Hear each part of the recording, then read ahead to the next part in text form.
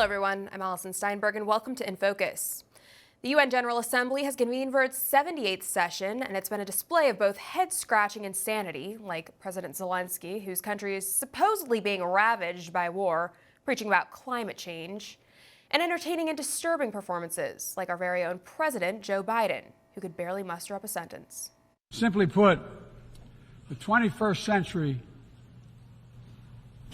century results are badly needed. Let me be clear. Certain principles of our international system are sacrosanct.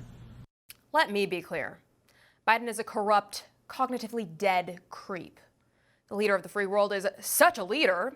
He was the only member of the Security Council who attended. I guess the rest weren't interested in hearing him yammer. But don't let that distract you. Here's what you really need to stay focused on. The UN has declared they need 7 years of accelerated, transformative action to achieve SDGs. The SDGs are the 17 Sustainable Development Goals the UN put in place 8 years ago, which are the backbone to UN Agenda 2030. The real summit to watch was the SDG Summit, all about mobilizing global world leaders to implement their demands. According to the UN website, the SDG Summit in September 2023 must signal a genuine turning point. It must mobilize the political commitment and breakthroughs our world desperately needs. It must deliver a rescue plan for people and planet. So what is Biden committed to and plan to achieve the UN SDG goals? Well, he's announced a new army, the American Climate Corps, 20,000 youths to be his foot soldiers for implementing all your favorite climate change solutions and environmental justice. Yeah, who else had an army of youths to implement justice against fellow citizens? I think we all know, but that resulted in hell on earth. But according to UN Secretary General Antonio Guterres, all humans have unleashed the gates of hell, and immediate action must be taken against climate change. Take a listen. Our focus here is on climate solutions, and our task is urgent. Humanity has opened the gates of hell. The next hell on earth will be unleashed by both the UN and the WHO through their plans to use emergencies far beyond climate change to force their urgent controls over every aspect of our lives. Think the communistic COVID controls in America times 100. This is partnership. It's organized crimes against humanity. As Dr. David Martin described, the WHO is a criminal cartel who orchestrated COVID to subordinate the human population for the purpose of their sinister plans to enrich themselves by impoverishing and killing the rest of humanity. And let me tell you, COVID was just the start, the launching pad for the global future these two partners in crime, the UN and the WHO, have in store. Joining us now to discuss is Reggie Littlejohn, co-founder of the Sovereignty Coalition and Stop the Vaccine Passports. Thank you so much for joining us today, Reggie. It's a pleasure to have you. It's a pleasure to be here. Thanks, Allison. Of course. So I want to talk about what happened yesterday at the one-day Climate Ambition Summit, which took place to set momentum towards the upcoming COP28 summit that will be held in December. Now, we heard Secretary General Antonio Guterres himself state that humanity itself has opened the gates of hell, which is obviously utterly preposterous. But what else came out of the summit yesterday? Was there any new discussion surrounding the renewed 7-year accelerated plan that they created, or is that going to be primarily dealt with at COP28? Well, see, this is the thing, Allison. I think that this is all part of a larger plan. The UN circulated in March of this year an emergency platform where they want to be able to basically take over governmental control in any aspect of not only climate change, but also any kind of a digital emergency, any kind of an emergency that has to do with outer space, something they call black swan events. And then what they want to do is operationalize an emergency platform automatically. So they want permission to do that so that whatever they decide is an emergency, even if nobody else thinks it's an emergency, it doesn't have to pass through the legislatures of the various countries. It will operationalize automatically so that they will be able to dictate how the world responds to it. And in my opinion, all of this climate crisis rhetoric is a pretext for wanting to install a one world government through the United Nations and also the World Health Organization. Well, there's no question about that. I think that's exactly where this is headed, and it's so concerning because not nearly enough people are talking about this, and I think this should be front page news every single day because it's happening right before our very eyes, and no one's really doing much about it except for people like yourself. But I can't go on without talking about what I like to refer to as the three-legged stool of tyranny. I actually discussed this on my program yesterday and have previously, but I like to call it that because it's the World Health Organization, the World Economic Forum, and the UN, who are all working in lockstep ultimately to advance their agenda, which is nothing more than control over every aspect of our lives, leading us to total and complete human enslavement under the guise of climate change, as they like to put it. But let's be honest, it has nothing to do with climate at all, right? Tell us more about this total and complete lie and what this actually means for our future moving forward. Okay, so the way I see it is this. First of all, I completely agree with your analysis. And I think it's a great way of simplifying it for everybody. The way it works is there's the World Health Organization and there's the United Nations. The World Health Organization wants to create crises concerning health, the United Nations concerning climate and other things, okay?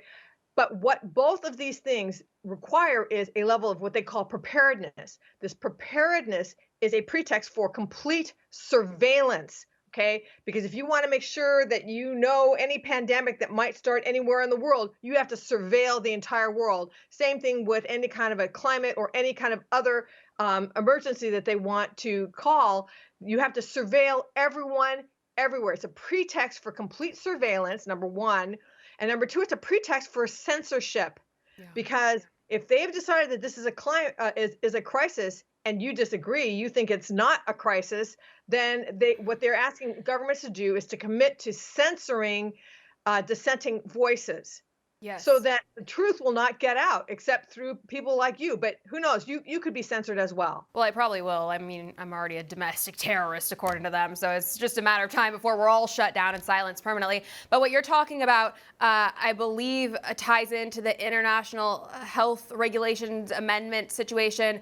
We know that at the upcoming World Health Organization Summit coming up in 2024, they'll be adopting the amendments to the 2005 International Health Regulation Treaty, or the IHR, and continuing discussions on a new pandemic treaty. And we know part of these amendments are being made ultimately to institute a global health pass where our health, as they say, but really vaccination status, I think, will be tracked and tied into this larger digital ID type framework. Would you agree with that analysis? And if so, how rapidly is this all being developed, and when are they planning to fully have this implemented? Okay, yes, I agree, and it's being developed and it's in the process of implementation right now, Alison. I mean, the World Health Organization, Dr. Tedros Ghebreyesus, already announced that he's collaborating with the European Union to roll out their platform, digital platform, internationally. And this is very nefarious because it will track your vaccination status, and if you combine it with central bank digital currencies and limit the use of cash, and this is rolling out simultaneously, what that means is that if you are not vaccinated, they completely paralyze you by saying, okay, you're not vaccinated, you're not boosted, whatever it is, so you can't spend your money more than 5 miles from your home, or you can't leave home at all. Or if you continue to resist, we're just going to sever you from your credit cards and your bank accounts, like what happened to the Canadian truckers. So this is a very powerful tool of behavior modification and turning everybody into a compliant sheep. Exactly. And it's so important that people pay attention and really understand the depth of all of this, because a lot of people say, oh, they're not going to take my money. Oh, I'm never going to comply. But you're not going to have a choice, right? Once this is here, once this is implemented, there's no running away. I don't care if you go off the grid. I mean, you can, but good luck surviving, good luck purchasing anything, because the whole system will be integrated and tied together so that it completely immobilizes you from participating in society. As you mentioned, the CBDCs, we've heard so many stories about the acceleration toward the CBD system. And recently we just heard the Bank of International Settlements and the International Monetary Fund say that any CBD system will not actually be based on individual nations, but will be unitary in scope. What does this ultimately mean? Do you have any more information as to how this global economic CBDC system will tie into the digital ID? And are there any recent developments toward their goal of actually implementing this? When can we expect this to happen?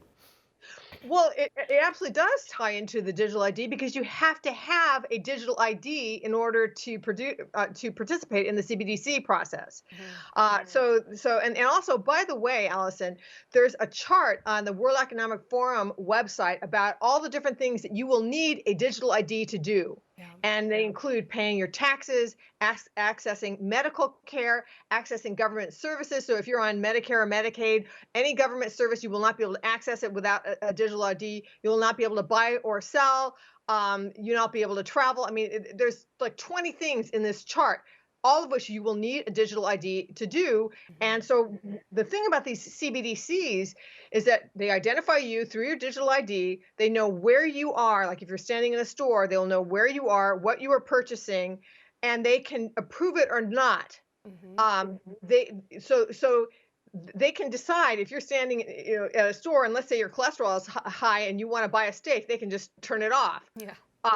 So or if you are not being compliant on your vaccines, they can just make it so that you can't spend your money at all. Exactly. So this is very dangerous. And as you said, we have to resist now because once it gets in place, there will be no more resistance. Right. Because as soon as you try to resist, you will be paralyzed. It's so true. It's so true. And it's so frightening. And I think it all ultimately, like, you know, the social credit system exists in China. We are headed directly towards that. Our entire lives will be dependent on whether or not we're a good citizen, right? As you said, they'll just cut off your funds if you aren't, you know, doing things correctly or following the mainstream narrative. It's going to be a literal torture. We're going to live in a digital gulag, and there is not going to be any going back. So again, that's why it's critical to be paying attention and understand the severity of this. We've already seen this, as you mentioned, with the truckers. Many people in the UK, Nigel Farage, have been debanked for having views that don't fall in line with the system. So it's very real, and it is quite frightening. It's hard to understate the importance of all of this. Reggie Littlejohn, we're almost out of time for today. Thank you so much for joining us and weighing in. What can people do during this critical time to stand up and resist this and fight back and stop this before it goes along any further? Okay. Number one, go onto the sovereigntycoalition.org website and take action there. There's a big button that says take action. You can send an email to your legislators and you can call them up. They need to know that we don't want this. We need to withdraw from the UN and from the WHO. So please do that. And then also, you can organize resistance. For example, if there's a store that says we're not accepting cash anymore, you can get 20 of your buddies to all show up at that store at the same time, and none of you brought your credit cards, and all of you only brought cash. Okay, and you do these kinds of actions over and over again across the country. Hopefully, it will have an impact. That's a great idea. I really like that. I think a lot of times the greatest changes are made from grassroots organized situations like that. So I really like that idea and highly encourage everyone watching to go out and do just that. Thank you so much for your time today, and thank you for all the great work you're doing. We really appreciate it.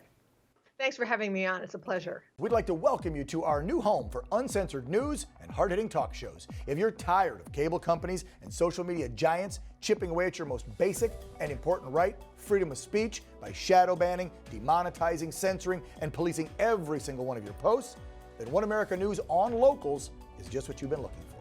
Finally, you'll have the freedom to express your point of view and stay connected with like-minded fellow patriots. And the best part is, OAN on Locals is only $5 a month. All of our credible, honest, unbiased reporting, ad-free talk shows, and exclusive content, all at the fraction of the cost of cable. So to watch, just click the join button to get the news you can't get anywhere else.